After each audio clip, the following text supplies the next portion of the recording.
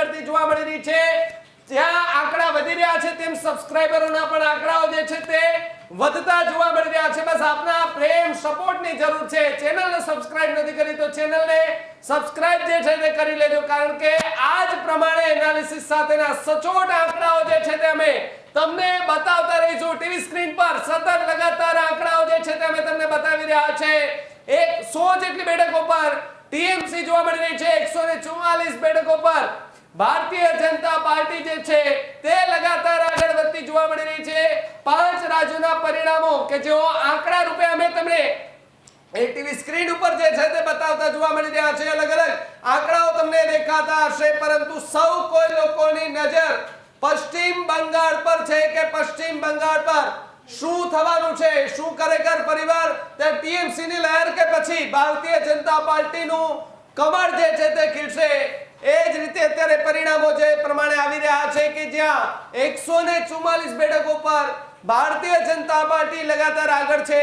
100 બેઠકો પર ટીએમસી એટલે કે મમતા બેનર્જીની પાર્ટી જે છે તેના બિલકુલ આંકડાઓ ફરી રહ્યા છે। 144 બેઠક સાથે ભારતીય જનતા પાર્ટી આગળ નીકળી ગયું છે। 101 બેઠક પર ટીએમસી નો જે રથ છે રથ ઉભો રહી ગયો છે મિત્રો। 143 બેઠક પર શુભેન્દુ અધિકારી બન્યા પશ્ચિમ બંગાળના ફેવરિટ નેતા। એ ચાહે ગુરુગ્રામ બેઠક હોય કે ભવાનીપુર, બંને બેઠક પર ભારતીય જનતા પાર્ટીએ ભગવો લહેરાવા તરફ નંદીગ્રામ બેઠક પરથી શુભેન્દુ અધિકારી આગળ ચાલી રહ્યા છે, તો ભવાનીપુર બેઠક પરથી પણ શુભેન્દુ અધિકારી આગળ ચાલી રહ્યા છે। મિત્રો હવે 4 લાખના પ્રેમમાં માત્ર અમારે 900 લોકોના સબસ્ક્રાઇબરની જરૂર છે, તો જલ્દીથી જલ્દી ન્યૂઝરૂમના જાદુઈ આંકડા સુધી પહોંચાડી દેજો।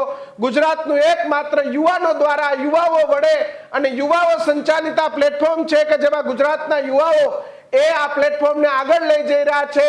પશ્ચિમ બંગાળ 144 બેઠક સાથે મુફદ્દલ જાદુઈ આંકડો કોઈને કલ્પના નહીં હોય। જે તૈયારીઓ કેન્દ્રની તૈયારીઓને 143 144 બેઠક રૂઝાનોમાં ભાજપ ક્લિયર।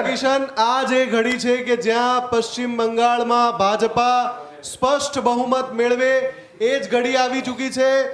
અત્યારે 9:45 થયા છે। 10 વાગ્યા પહેલા કદાચ એ આંકડો આવી શકે છે કે ભાજપ 147 નો જાદુઈ આંકડો પશ્ચિમ બંગાળમાં સરકાર બનાવવા માટે જરૂરી 147 બેઠકોનો જાદુઈ આંકડો હાંસલ કરી શકે છે। અત્યારે 144 બેઠકો પર આગળ છે અને હવે માત્ર 3 બેઠકોની આવશ્યકતા છે, પણ હજુ આ પ્રારંભિક વલણ છે એટલે કે ગણતરી ચાલુ છે।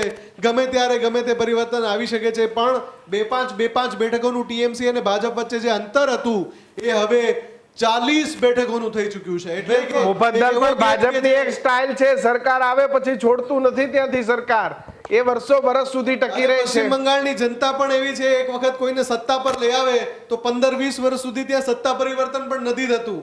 વામપંથીઓએ ત્યાં વર્ષો સુધી ત્યાં શાસન કર્યું અને સૌથી વધુ સત્તામાં રહેવાનો જે રેકોર્ડ છે એ પણ જે તે સમયે બનાવ્યો હતો જ્યોતિ બસુએ, અને એ પછી આવ્યા તૃણમૂલ કોંગ્રેસ, અને તૃણમૂલ કોંગ્રેસે પણ લગાતાર 15 વર્ષ શાસન કર્યું।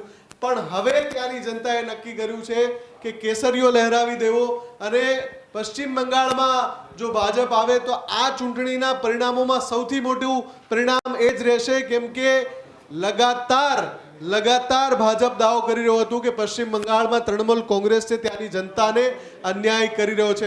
ભાજપની વાતને ત્યાંની જનતાએ સ્વીકારી હોય। આ જ પ્રકારની તમામ અપડેટ જોવા માટે ન્યૂઝરૂમ ગુજરાતને લાઇક, શેર અને સબસ્ક્રાઇબ કરવાનું ભૂલતા નહીં।